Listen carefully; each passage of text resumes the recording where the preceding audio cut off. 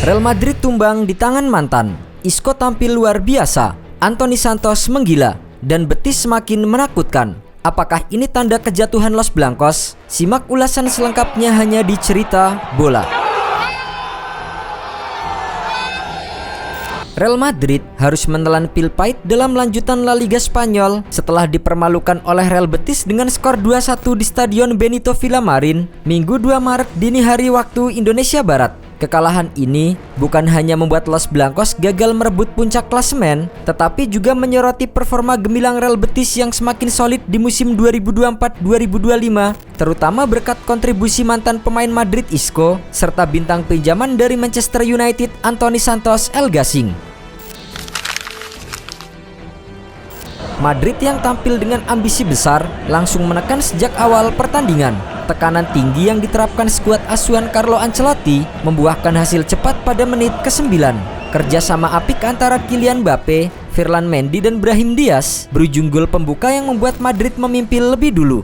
Gol ini menunjukkan bagaimana efektivitas serangan Madrid bisa membongkar pertahanan lawan dengan permainan kombinasi yang sangat cepat. Namun, keunggulan tersebut tidak bertahan lama. Real Madrid yang awalnya mendominasi mulai kehilangan ritme permainan, sementara Real Betis justru semakin berani mengambil alih kendali laga. Upaya mereka akhirnya membuahkan hasil pada menit ke-34 ketika Joao Cardoso mencetak gol penyamak kedudukan, memanfaatkan sepak pojok yang dikirim oleh Isco. Bola sempat mengenai tangan Thibaut Courtois, namun kiper asal Belgia itu tak mampu mencegah bola masuk ke gawang.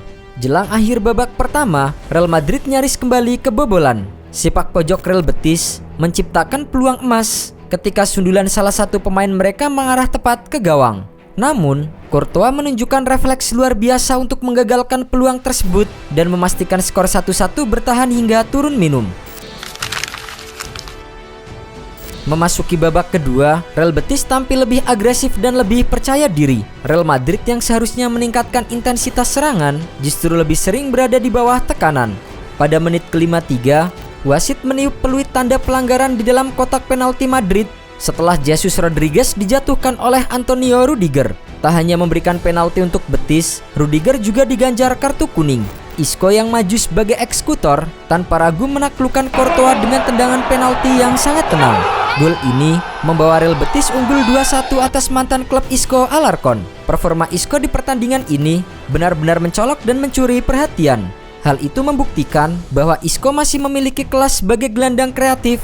Meskipun sempat tersingkir dari skuad utama Madrid beberapa musim lalu, Real Betis bahkan nyaris menambahkan keunggulan setelah Juan Camilo Hernandez melepaskan sepakan keras yang sayangnya masih melebar dari gawang Madrid. Di sisi lain, Los Blancos berusaha mati-matian mencari cara untuk menembus pertahanan solid Real Betis. Carlo Ancelotti mencoba merombak skuadnya dengan menarik keluar Mbappe dan memasukkan Endrick Felipe. Akan tetapi, perubahan itu tidak membuahkan hasil yang diharapkan. Real Madrid tetap gagal mencetak gol tambahan hingga peluit panjang dibunyikan.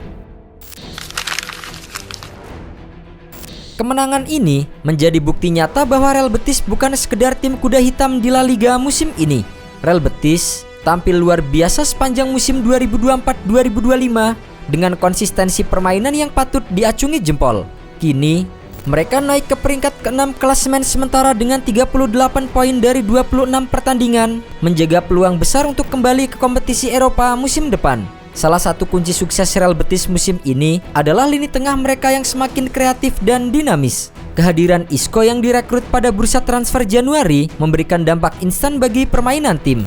Mantan gelandang Madrid ini tampil sebagai motor serangan dan pemimpin di lapangan, membawa pengalaman serta ketenangan dalam mengatur serangan Real Betis. Dengan performa impresifnya, Isco telah mencetak beberapa gol penting serta menjadi penyedia assist bagi lini serang. Selain Isco, kontribusi pemain pinjaman Anthony Santos juga patut untuk disorot. Winger Brasil yang dipinjam dari Manchester United ini tampil menawan dengan kecepatannya yang merepotkan pertahanan lawan. Anthony menjadi pemain yang memberikan ancaman konstan dari sisi sayap, menciptakan banyak peluang berbahaya bagi Betis. Sejauh ini, Anthony sudah mencatatkan beberapa gol dan assist yang sangat krusial dalam perjalanan Betis musim ini. Bagi Real Madrid, kekalahan ini menjadi tamparan keras. Ambisi mereka untuk merebut puncak klasemen dari Barcelona harus tertunda. Saat ini, Madrid masih tertahan di peringkat kedua dengan 54 poin. Mereka tertinggal dari sang rival abadi. Situasi ini semakin menambah tekanan bagi Carlo Ancelotti yang harus segera menemukan solusi untuk membawa timnya kembali ke jalur kemenangan. Tantangan besar sudah menanti Madrid, terutama dengan pertandingan penting di Liga Champions melawan Atletico yang akan menjadi ujian berat bagi mereka. Jika tidak segera menemukan kembali performa terbaiknya, bukan tidak mungkin Los Blancos akan mengalami musim yang mengecewakan. Di sisi lain, kemenangan ini semakin meningkatkan moral Real Betis. Dengan skuad yang semakin solid dan performa individu yang gemilang, mereka kini menjadi salah satu tim yang patut diwaspadai di La Liga. Jika mampu menjaga konsistensi, bukan tidak mungkin Real Betis akan mengamankan tiket ke kompetisi Eropa dan terus menebar ancaman bagi raksasa La Liga. Keberhasilan Real Betis musim ini juga tak lepas dari tangan dingin pelatih mereka Manuel Pellegrini. Pelatih asal Chile ini telah menunjukkan kepiawaiannya dalam membangun tim yang solid, kompetitif, dan memiliki identitas permainan yang jelas. Sejak kedatangannya, Pellegrini telah menerapkan filosofi permainan yang mengutamakan keseimbangan antara pertahanan yang kokoh dan serangan yang tajam. Salah satu aspek yang paling mencolok dari taktik Pellegrini adalah kemampuannya dalam mengoptimalkan peran para gelandang kreatif seperti Isco. Ia memberi kebebasan bagi mantan pemain Madrid tersebut untuk mengatur tempo permainan dan menciptakan peluang bagi lini serang. Dengan dukungan lini tengah yang kuat, Betis kini mampu mendominasi penguasaan bola di banyak pertandingan dan menekan lawan dengan intensitas yang tinggi. Selain strategi menyerang yang mengandalkan kreativitas gelandang, Pellegrini juga berhasil memperbaiki lini pertahanan Betis. Sementara transisi cepat dari bertahan ke menyerang menjadi salah satu keunggulan utama mereka. Hal ini terlihat dalam ketenangan melawan Real Madrid, di mana Real Betis mampu bertahan disiplin dan memanfaatkan celah dengan serangan balik yang efektif. Tak hanya soal taktik, kepemimpinan Pellegrini juga berperan besar dalam membangun mentalitas juara di skuad Betis. Ia telah menciptakan atmosfer kerjasama yang kuat di ruang ganti, membuat para pemain semakin percaya diri menghadapi tim-tim besar. Jika mereka mampu mempertahankan konsistensi ini, Betis bukan hanya berpeluang besar lolos ke kompetisi Eropa, tetapi juga bisa menjadi kejutan di perebutan gelar La Liga musim ini.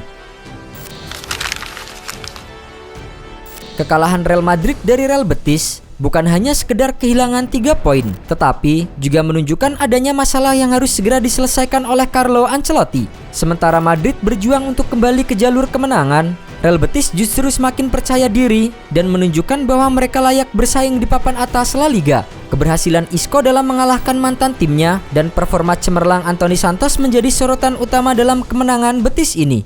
Ditambah dengan kepemimpinan Manuel Pellegrini yang cerdas, Real Betis kini menjadi tim yang patut diwaspadai. Dengan hasil ini, Madrid harus segera berbenah agar tidak semakin tertinggal dalam perburuan gelar La Liga. Sementara itu, Real Betis memiliki momentum besar untuk terus melaju dan mengukir sejarah baru di kompetisi domestik maupun Eropa.